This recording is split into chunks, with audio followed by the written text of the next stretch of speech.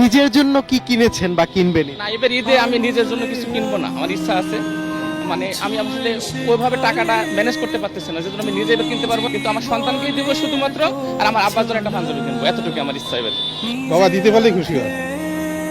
নিজে কিছু কিনবেন না এবার ঈদে? কিছু না, বাবার এটাই দায়িত্ব এবং এটাই কর্তব্য, এটাই আনন্দ পাবে বেশি। ভাবছেন নিজে কিনবেন ঈদে?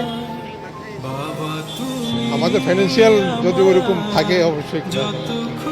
আপাকে 3 পিস দিবেন আর বাচ্চাকেও 3 পিস দিবেন, নিজের জন্য কি কিনবেন?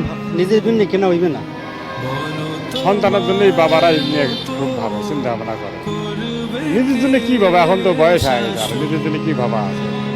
পোলাবানের জন্য তো সব কিছু আছে। বাবাদের ঈদ হয় যখন বাচ্চারা ঈদে বেশি সন্তুষ্ট হয়, তখন বাবাদের ঈদ পরিপূর্ণ হয়ে যায়।